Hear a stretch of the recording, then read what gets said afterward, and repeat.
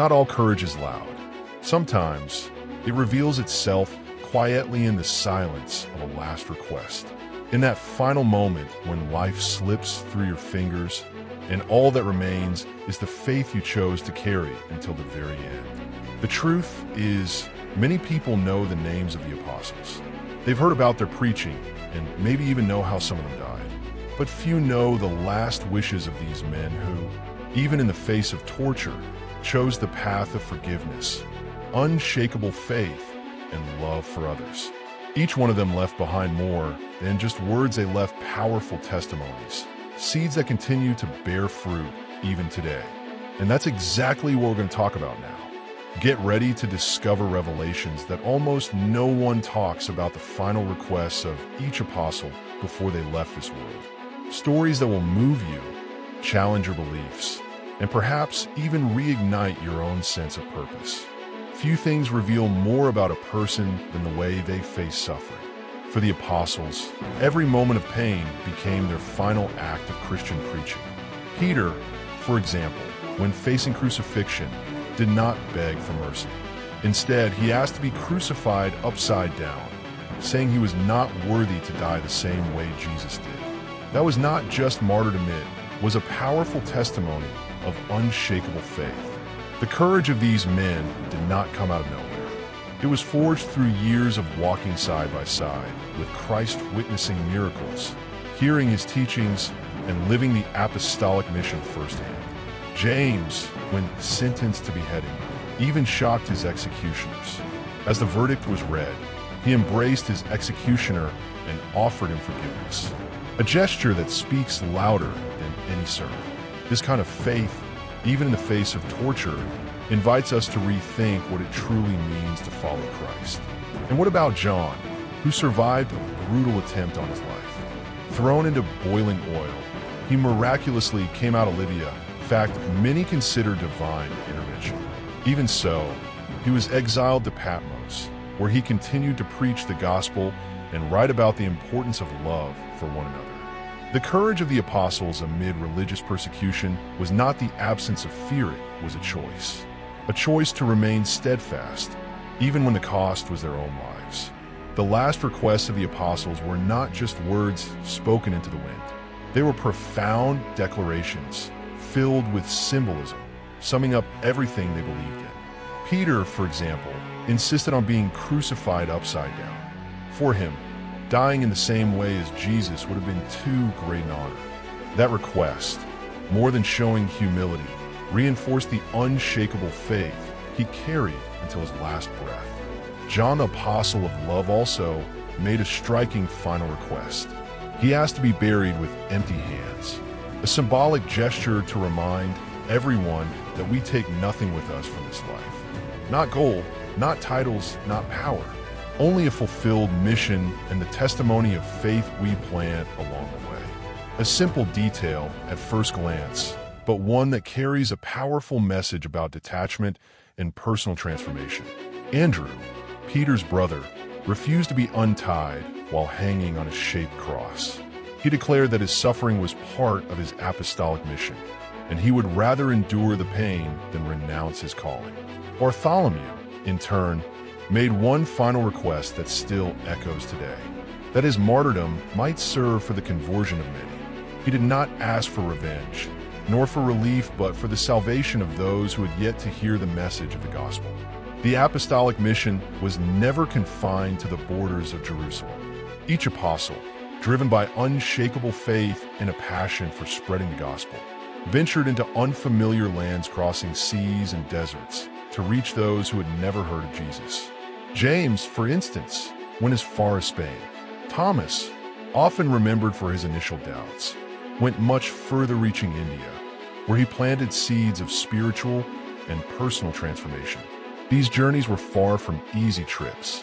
We're talking about men who, fully aware of the dangers, chose to face religious persecution, hunger, disease, and betrayal. Philip preached in Asia Minor. Andrew traveled through regions that today include Ukraine and Russia.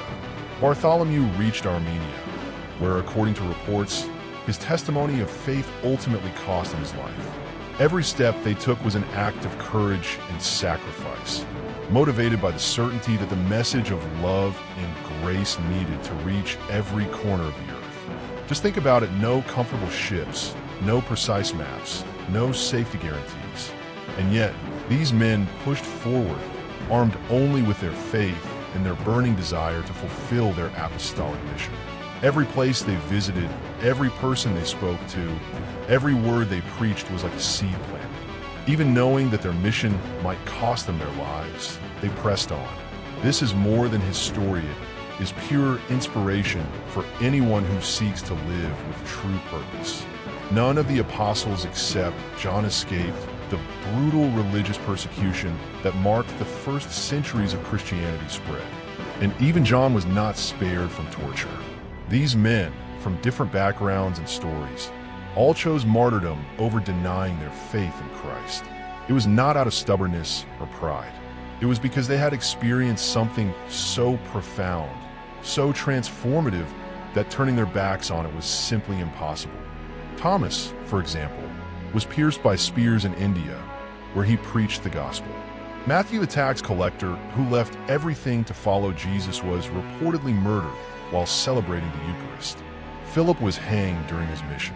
Their deaths, as brutal as they were, carried a clear message: their unshakable faith was stronger than any fear. These martyrdoms should not be seen merely as tragedies, but as living testimonies of the profound transformation that their encounter with Christ had produced. Ordinary people, fishermen, tax collectors, simple men who, once called, completely changed their lives. Even under extreme torture, they chose to continue preaching forgiveness, hope, and love for one another.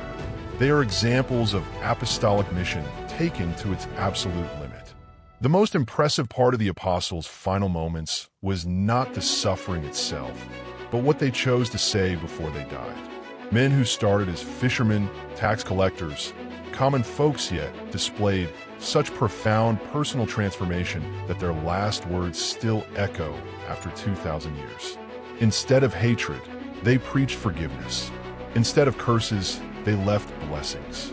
This proves that their unshakable faith was not theory, it was living practice. Peter, for example, did not spend his last breath complaining. He humbly asked not to die in the same way as Christ, reaffirming the devotion that had guided his life. Bartholomew, stripped of all defenses, prayed that his suffering might bring many to salvation. And John, though the only one not to die violently, used every opportunity to preach love as the greatest commandment. Their final words reveal just how deeply they were touched by their apostolic calling. These last requests, as moving as they are, leave us with a powerful invitation. It's not enough to simply talk about faith, we have to live it. We must live it in such a way that even our last breath aligns with what we believe. When we look at their examples, we're left wondering in our own lives, are we leaving behind a testimony like this? The reflection remains, but the journey continues. When we look closely at the story of the apostles, one detail stands out among the 12 chosen. 11 faced brutal martyrdom. Only John died of natural causes even after surviving attempts on his life. That fact alone speaks volumes about the strength of their faith.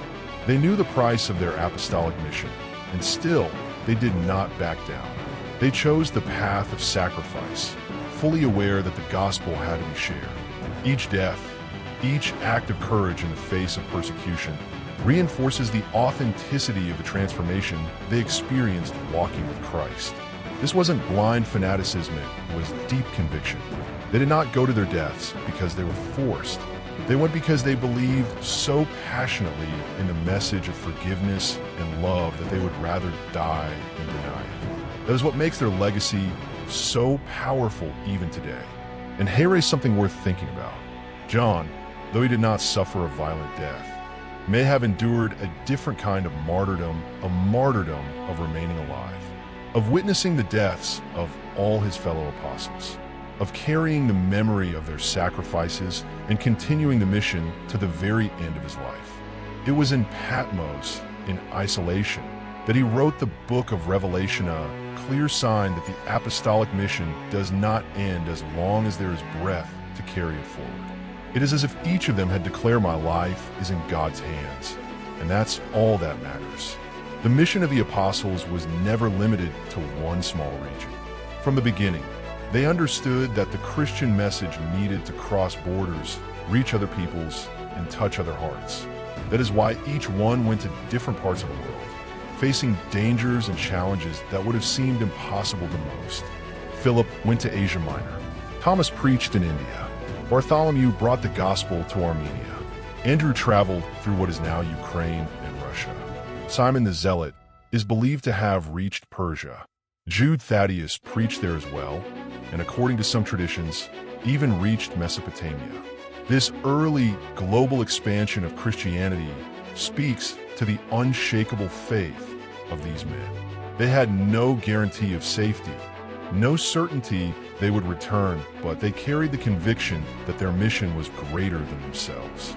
Think about it, no internet, no planes, no translators, just courage, faith, and the absolute certainty that they had to spread Jesus' message. The worldwide movement that began with this small group of men is living proof that when an idea is fueled by genuine passion, it can cross oceans and centuries. And most beautiful part, every place they visited still carries the marks of that transformation they helped to sow. When we think about the apostles' mission, it's easy to imagine that it all happened quickly. But the truth is, many of them spent more than 2 decades fully dedicated to Christian preaching. It was not a short-term adventure. It was a lifelong choice. Years spent crossing hostile territories, learning new languages, adapting to unfamiliar cultures, all for the sake of spreading the message of love and personal transformation. Imagine living all those years with the constant threat of persecution hanging over your head. Anyone could have given up at some point, but they didn't. They persevered. Philip, for example, preached for decades before being martyred. Andrew did the same.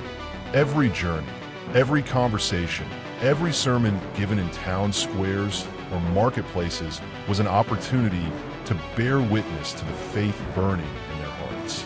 Even when the results seemed small, they kept going. And this teaches us a powerful lesson. True impact does not come from what we do impulsively, but from what we build consistently, even when no one is watching. Over 20 years of sacrifice, planting seeds they often never lived to see grow. It is exactly this kind of dedication that invites us to ask, how far are we willing to go for the mission we believe in? Now that you've learned about the last requests of each apostle, it's impossible to look at their stories the same way again. These are not just ancient tales, not just tragic deaths. They were conscious acts of total surrender, living testimonies of a faith that does not waver. Men who, with their dying breaths, chose to forgive, to love, and to remain faithful to the apostolic mission they had embraced. Every word, every gesture, every final request from these men reveals something extraordinary. True personal transformation happens when faith moves beyond theory and becomes daily practice. When Christian preaching is not just talk, but living action. They were not seeking recognition, riches, or comfort. They were seeking meaning. They chose to live and die in a way that would inspire others to carry on. And honestly, they succeeded, because here we are, centuries later, still talking about them. So now I leave you with this question: what are you doing with your mission? How are you living your faith? Will your last words also be able to plant hope, courage, and love in others? Or will you let that opportunity pass, waiting for someone else to do it for you? If this message touched your heart, I invite you to walk this journey of faith and discovery alongside me. Subscribe to the channel, turn on notifications, and share this video with someone who, like you, deserves to hear these truths. Let's keep this flame burning, because the world still needs this kind of courage.